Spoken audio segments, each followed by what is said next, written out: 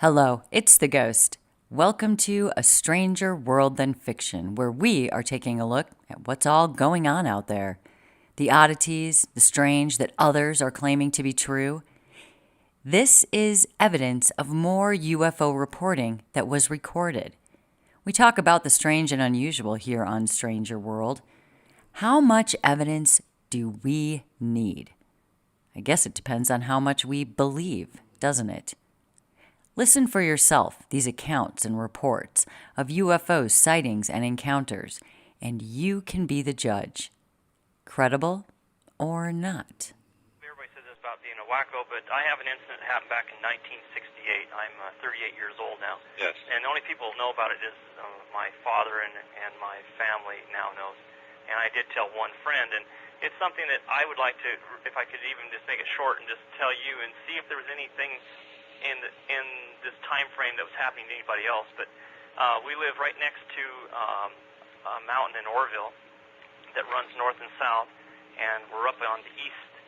Let's see, we'd be on the west side of the mountain, but back behind our mountain would be east. Yes. And during the high water time, there is the Smokameen River meets the Okanagan River right in front of our house, and there's a low marshy or a farmland that floods every year there, and you can walk if you kind of walk on the high grounds, and there's lots of puddles and stuff. Anyway, my father and I were, I don't know what age I was back then, but anyway, like I say, I'm 38 now. I was working on a motorcycle, and it was just about lunchtime, and we have two big picture windows in our house, and which is facing west and the main highway 97, and all of a sudden it sounded like a very large jet flying right to the house. And we just stopped working, and I've just been a nut about flying. I always wanted anything to do with flying. And I looked up about the same time my dad did, and this jet sounds like it's going to just run into our house. And it's so loud and reverberating that it's actually shaking in your chest. You can just feel it inside your body. Yes. Okay. Anyway, instantly the noise quits instantly as it peaked to the loudest point as it could peak. And I guess you might say we're kind of in shock. We're both just sitting there, or I'm actually on my knees. My dad's crouched down. We look up, and there's some power lines that are just above our house, and this thing is sitting between the eave of our house and the power lines. So you could actually taken a rock and just tossed it. It was this has been years ago, but about 3 foot long, cylinder shaped, had almost like a cross. Near the front, it was more of the shape of a wing going across it at a 90-degree angle, but it wasn't a wing like you would think of being aerodynamic for lift or anything. It just was a kind of a lip shape, whatever you'd say. Okay. Anyway, on the front, there was an argument between my dad and I because how long it was there, visible, sitting there. At the front of it was tapered off fairly fast. The back end looked completely blunt. We saw no openings, a very nice metal a glisten to it. My dad and I, he's getting old now, and we argue about what color it was. But anyway, there's absolutely no sound. The sound quit. The motion of the thing was just there. We could hear it coming like it came from up behind the place, just roaring in the mountains. It actually echoed off the mountains. So we're sitting there, and we both agree on this today. It's about 1001, 1002, 1003. It sounds like if you've ever been around an old blacksmith shop, you have a wind machine you could grab, and you could start turning the handle, and it slowly starts to wind up the impeller. So, well, anyway, this thing starts going whoa, and starts to get a deep, really neat sound again, like it's 3 to 6 times bigger than like a jet sitting there next to you, and this thing is tiny. Yes. And anyway, it starts to move forward, but very slowly.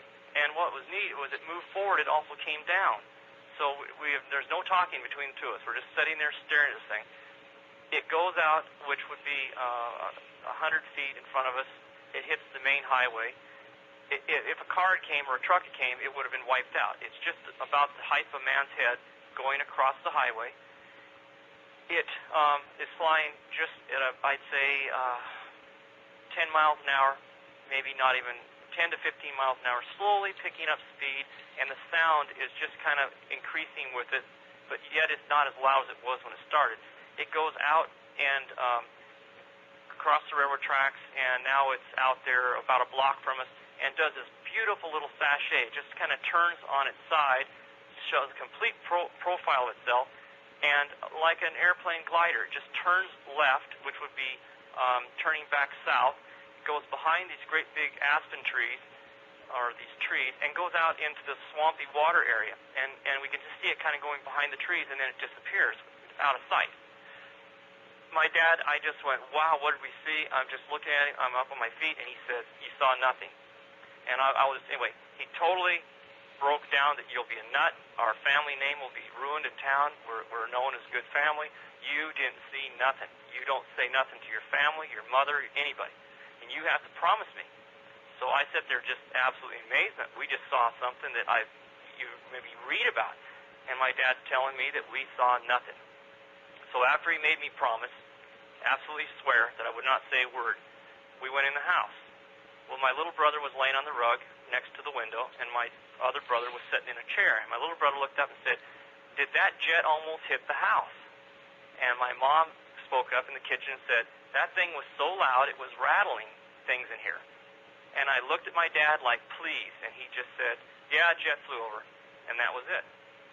So anyway, the story doesn't end real quick there, but I never said a word to anybody. Our family, it was a promise. It was, you actually felt like maybe you had not seen anything, because your dad, who you trust as a youngster, says you didn't see anything, it's done. I come home, and my dad's drawing a picture on the table, and my little brother's sitting there all funny, bug-eyed, and here's this thing, drawn all out to scale, just beautiful. And I looked at my dad like, here's our promise, what are you doing? He said, well, guess what happened? He said, I just came home, and Ronnie, you tell. Well, Ronnie's my little brother. He said, well, I was home all alone, and he said, the chickens in the backyard were running around just going nuts.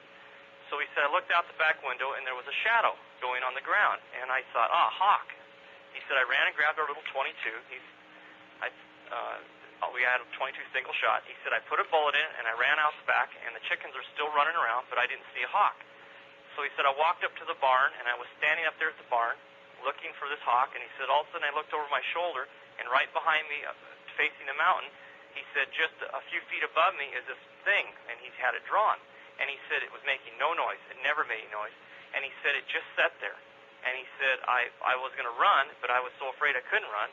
I didn't know what it was. And he said, all of a sudden it started to move. And I said, it made noise. He said, not a noise, not one sound. And he said it went, and he pointed, and right where it went a year earlier, it had went right through the same trees, turned, and made the same sachet.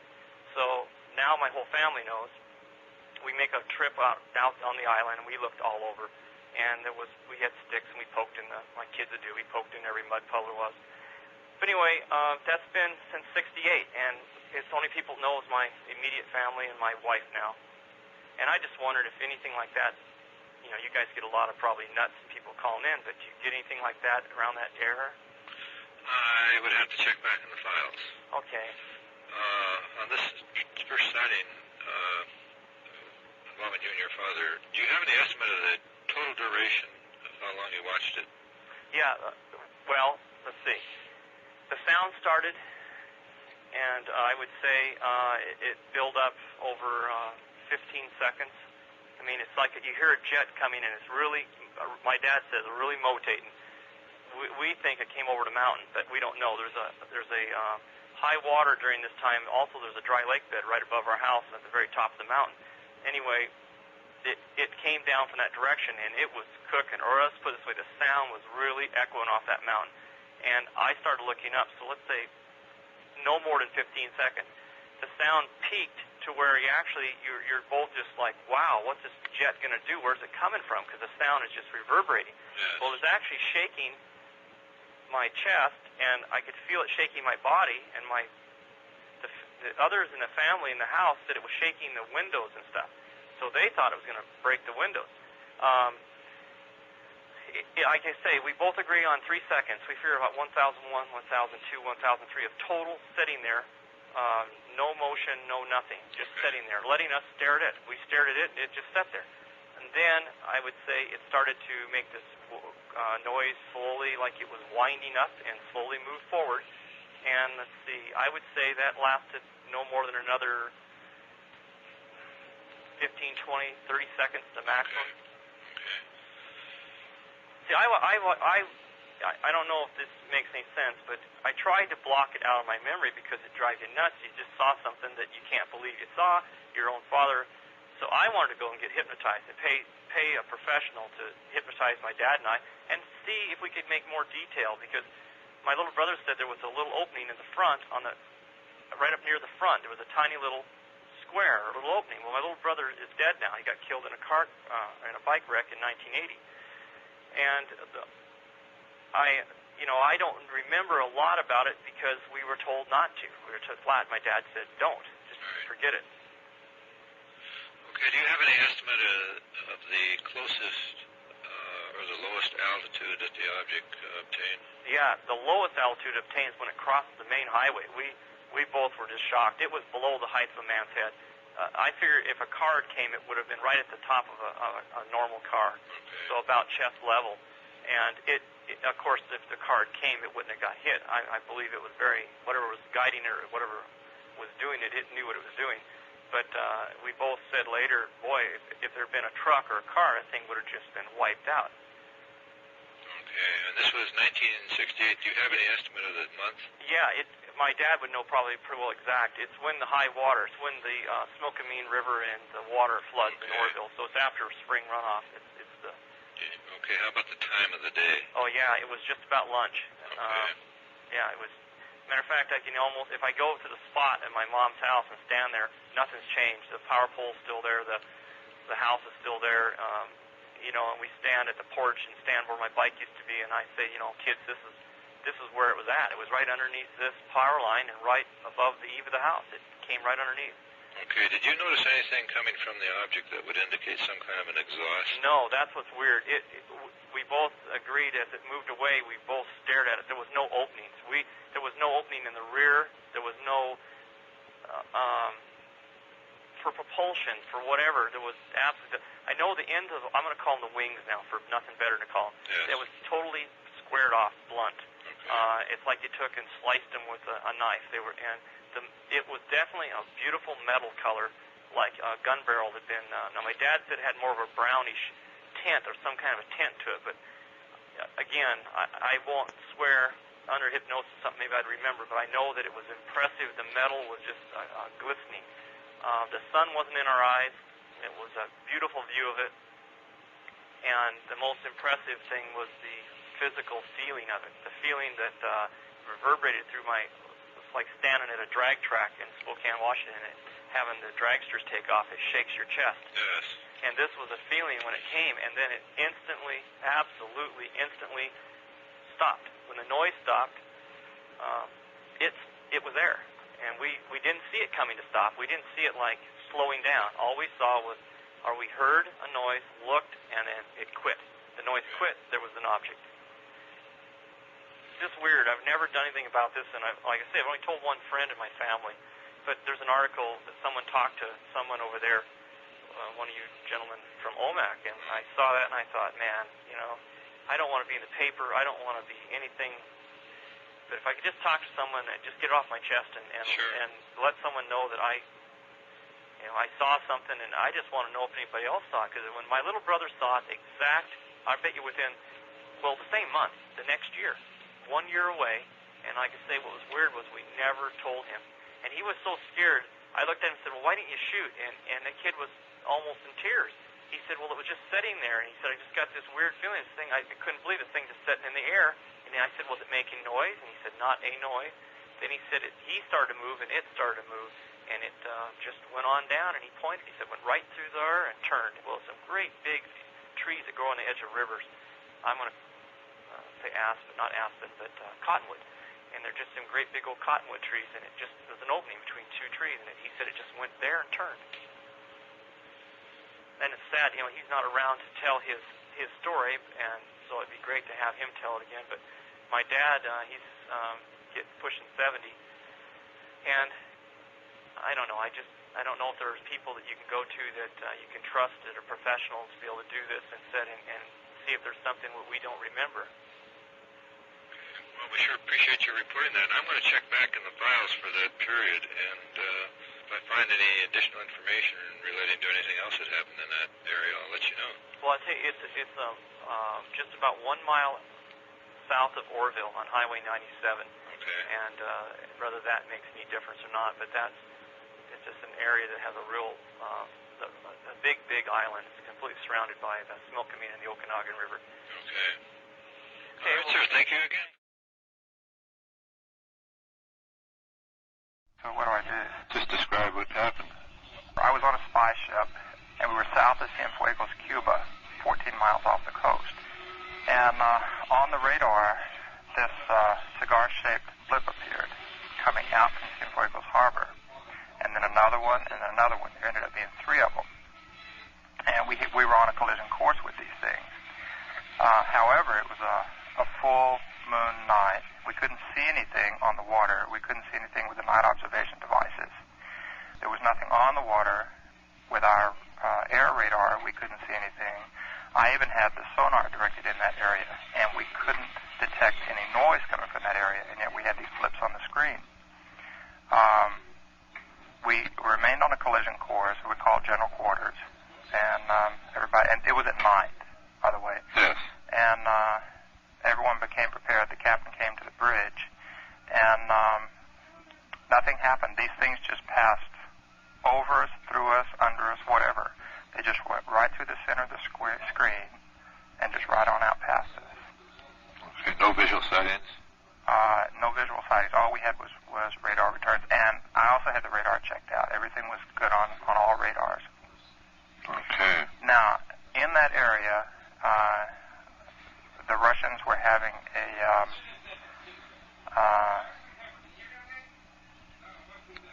it was a top secret thing at that time. It probably still is. And there were several Russian ships, very advanced ships in the area, along with the best of what Cuba had in that Cienfuegos Harbor. Yes.